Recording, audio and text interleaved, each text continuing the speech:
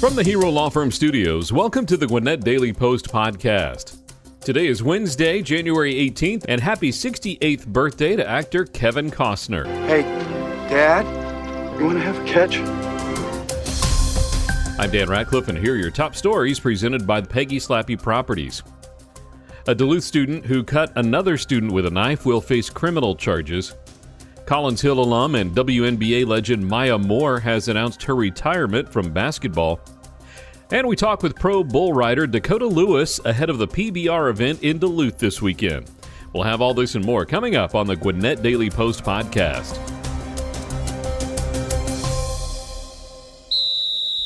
Huddle up, everyone. Hi, I'm Peggy Slappy from Peggy Slappy Properties. Just like every good quarterback needs an offensive line, every home buyer and every home seller needs a good professional realtor on their side to keep them from getting sacked. Our trusted team of PSP realtors has been helping Gwinnetians buy and sell homes for over 40 years, and we'd love to help you call the winning play. Come by our office today or see us online at psponline.com. A winning team for 40 years and counting.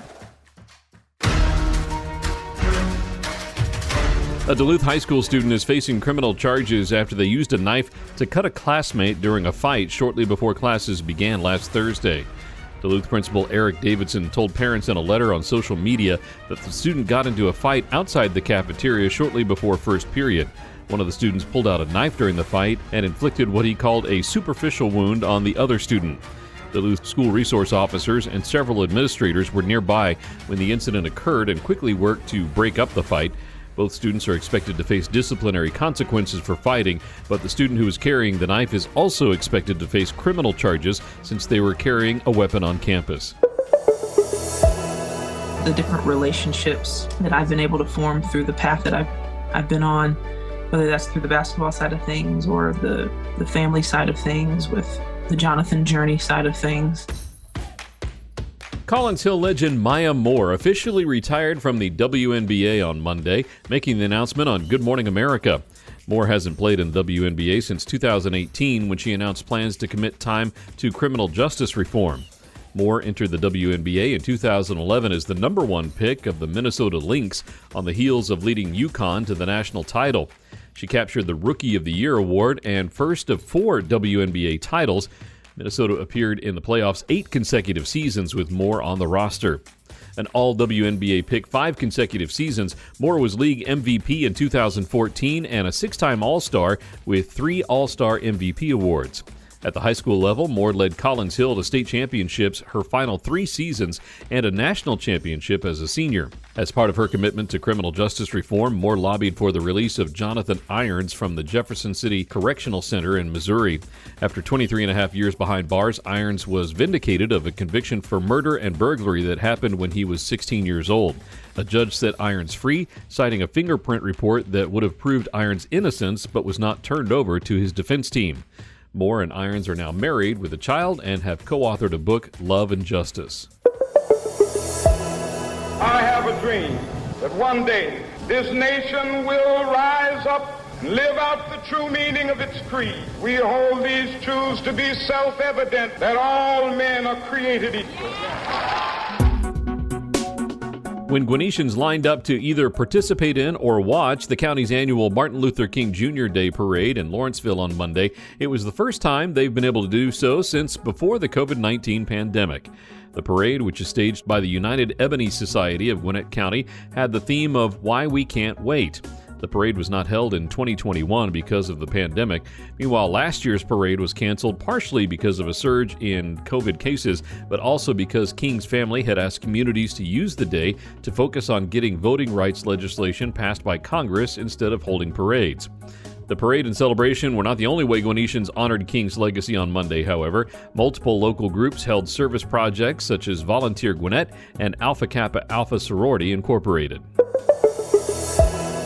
Everybody get up, it's time to slam now. We got the real jam going down. Welcome to the Space Jam. Here's your chance, do your dance at the Space Jam. All right. Kamari Holmes had 19 points and 5 rebounds Monday in the Archer boys basketball team's 50-48 win over Buckhorn, Alabama in the MLK National Showcase. The Tigers, 7th in Class 7A, also got contributions from Darian Joseph with 5 points, 3 rebounds, and 2 assists, Elijah Davis with 5 points, Bryce Kennedy with 3 points and 2 rebounds, Dominic Wright with 3 points, 6 rebounds, and 3 steals, and Cortland Walker with 6 points, 3 rebounds, and 3 assists. Class 7A number 1 Norcross held Thompson, Alabama to 17 second-half points in a 66-51 victory Monday in the MLK National Showcase. Lamarian Jordan scored 23 for the Blue Devils, and Samarian Bond scored 16. Greater Atlanta Christian fell 65-49 to Drew Charter, number 8 in AA in Monday's Dream Challenge. Jonathan Waters led the Spartans with 15 points and 6 rebounds. GAC's other contributors included Nick Teague with 5 points and 9 rebounds, Amari Williams with 7 points, 5 assists, and 3 rebounds, and Noah Harry with 7 points and 4 rebounds. The Gas South Speaker Series, a conversation on crime presented by Northside Hospital, will be held at the Gas South Convention Center on February 2nd. Moderated by Courtney Bryant, co-anchor of Fox 5 News, the event will be a Q&A on a local, state, and federal level on reasons and remedies to crime in the community. The panel of guests will include Special Agent in Charge Carrie Farley of the FBI Atlanta office, GBI Director Michael Register, Gwinnett County Police Chief J.D. McClure, Gwinnett County Chief Superior Court Judge George F. Hutchison III, and Gwinnett County Sheriff Kibo Taylor. Tickets are available at gassouthddistrict.com or by calling 770-626-2464. The Gas South Speaker Series, a conversation on crime presented by Northside Hospital, February 2nd at the Gas South Convention Center. It all started with a group of cowboys who broke from the mold and wanted more. 30 years later, the ride continues, and the professional bull riders have never been more ranked. The best ever! We were here for it! Don't be a... Join the ride and celebrate 30 years with the PBR live January 21st and 22nd at Gas South Arena in Duluth. Tickets now at pbr.com and axs.com. The Gwinnett Daily Post is giving away a family 4-pack of tickets to see the Atlanta Gladiators. Call 404-997-8655 and leave a voicemail for your chance to win 4 tickets to see the Glads. A man was shot by a Snellville police officer early Monday morning at a local gas station after police say the department received multiple calls of a man brandishing a firearm. Police say an officer located the suspected vehicle shortly after 4 a.m. at the Speedway gas station located at Stone Mountain Highway and High Point Road. Snellville police said the suspect was taken to a local hospital and was being treated. His condition was not immediately known. The department also said the officer sustained a minor injury during the event and was also treated at a local hospital.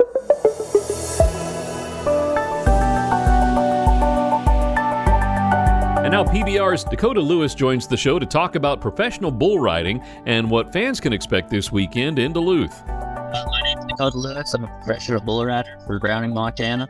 And I've been in the PBR for about 10 years now. Okay, cool. So how did you get started in bull riding? I got started in bull riding at a very young age. My dad was actually a bull rider. And growing up, being able to watch him do something that he loved and something he was passionate about was such a huge blessing for me. I mean, the drive had installed in me wanting to be there. My dad, he's kind of been my superhero growing up, just maybe because of that as well, him being a bull rider and also him having the success that he did when he was riding. We got to start out riding sheep and calves and kind of go through the ranks. So we were pretty lucky to be able to have a pretty good teacher. What is it like to ride? I mean, just to ride on some of these bulls, knowing that just how dangerous it is. Anytime that I go out there and do what I'm set out to do, and that is to stay on for complete 8 seconds, it's the top of the world feeling for me. It's something not everybody gets to do, and not experience that. And the supporters we have, the people that love to see us do good. I feel like we kind of set a little bit of inspiration and a little bit of pride in them as well when we stay on too, just because of how big of a danger factor that is on us riding bulls. So I mean, there hasn't been much that's been comparable for me besides being a father to my son. So I'm truly blessed to be able to ride bulls professional. That's so cool. How many events do y'all do per year? We have probably about around 30 Unleash the Beast events, maybe just a little bit under. And then now with the new team series, there's 8 different stops there as well. I believe 12 events within the 8 teams. So we go to a good full year rounds worth. I mean, we don't have much of a break, but I mean, in this game, it's you don't get to do it forever, so you dang sure have to just live it up while you get the chance. Absolutely, I can imagine. So now, have you gotten to ride in Gwinnett County in Duluth at one of these events before? Yeah, I actually rode there one other time in 2020, and it was the first event that I had ever been to where we had no people in the stands, and I actually didn't have any luck there, so I'm looking forward to the people being back in the stands, changing that luck up. Absolutely, yeah. I bet that was interesting to do these events without the fans. What was that like? Yeah, no, it was definitely different.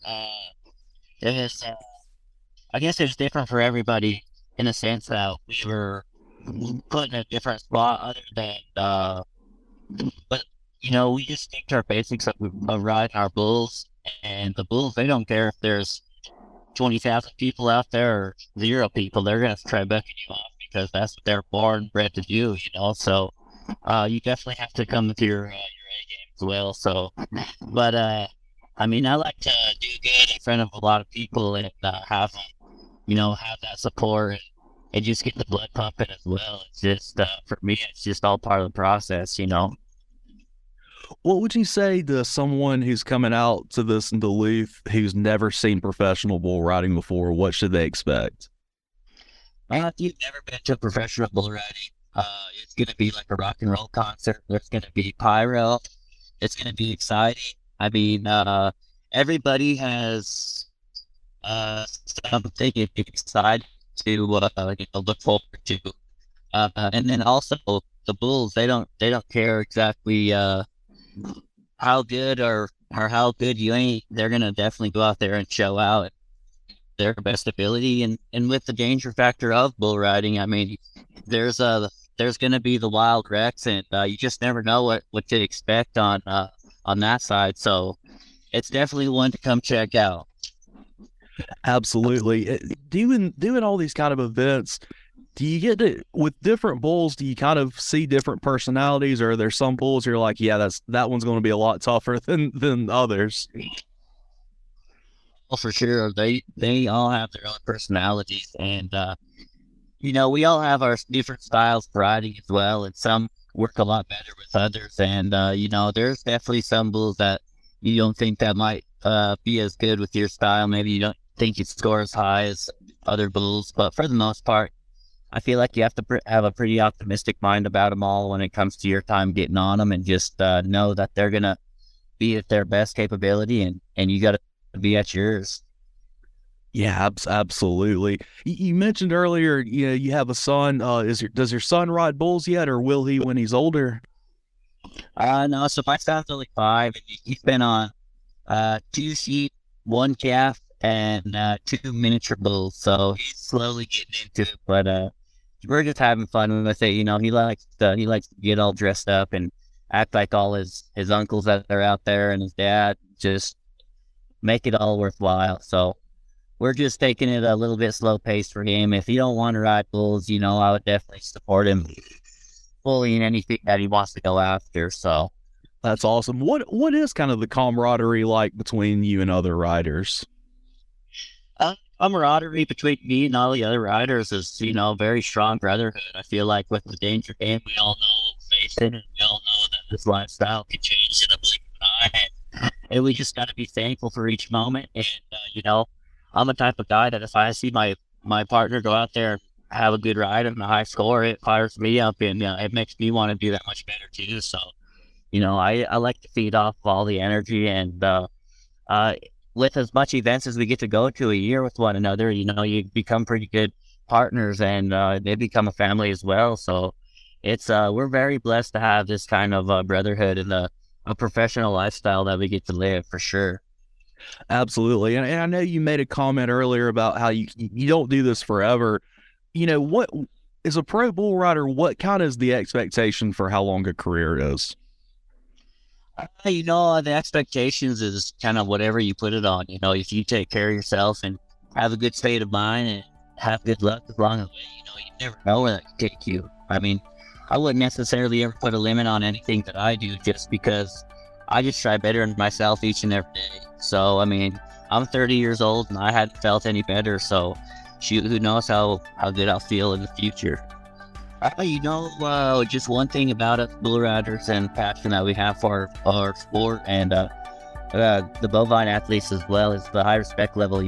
Like I said, we're just truly thankful to have this opportunity to live this lifestyle and to be able to present it across the United States to our fans that don't get to see it every day. So we're excited to be coming to Georgia. It's hockey time in the A. The Atlanta Gladiators return to Gas South Arena for another season of huge hits, incredible goals, Lands down for Oliver. Oliver shoots and rebound loose. They score! and wild celebrations. Head over to AtlantaGladiators.com to get your tickets today as we celebrate 20 years of Atlanta Gladiators hockey. The Atlanta Gladiators, Atlanta's hockey team. Again, Kylie gets it back. Near side Vitelli. He shoots and scores! Gwinnett County Public Schools is looking for special education teachers, and we're hosting a job fair just for you. On Saturday, January 28th, come learn about working with a state leader in education and our current hiring incentives. We'll be offering contracts for the 2023-2024 school year. If you work with GCPS, you can receive competitive compensation, generous benefits, and a strong culture of support. Register at gcpsjobs.org today. That's the Gwinnett County Public Schools Special Education Job Fair, coming up on January 28th. We sat down with Lauren Livesay and Colin Cappy, second-generation employees at Mall of Georgia Chrysler Dodge Jeep, to talk about their great customers both here in Gwinnett and across the country. Well, one of my neighbors bought all his cars from us, and when I see him in the morning, I give him a good wave, and I'm very thankful for that. And he continues to want to purchase vehicles from us because of the good experiences he's had. We have people from out of state that will come back that have been buying cars from us for years that'll drive on in or fly on in, trade in their car, get a new one, and leave. And we have some that are just loyal customers that have been with us for 28, 29 years. But then we have the ones, we have a very big online presence. We've been getting a lot of product, and we've been shipping them out all over the United States. Mall of Georgia Chrysler Dodge Jeep. Go see them on the lot at 4345 Buford Drive in Buford, or go online and find them at mallofgeorgiachryslerDodgeJeep.com.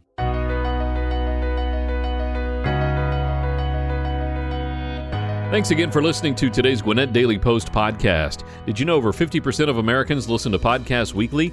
Make sure you join us for our next episode and share this podcast on social media with your friends and family. Add us to your Alexa Flash Briefing or Google Home Briefing, and be sure to like, follow, and subscribe wherever you get your podcasts. This podcast is a production of BG Ad Group. Darren Sutherland, Executive Director. Jacob Sutherland, Director. Matt Golden, News Director. Chen Ray Zhang, Director Producer. And Jason Gentarola, Audio Producer. All rights reserved.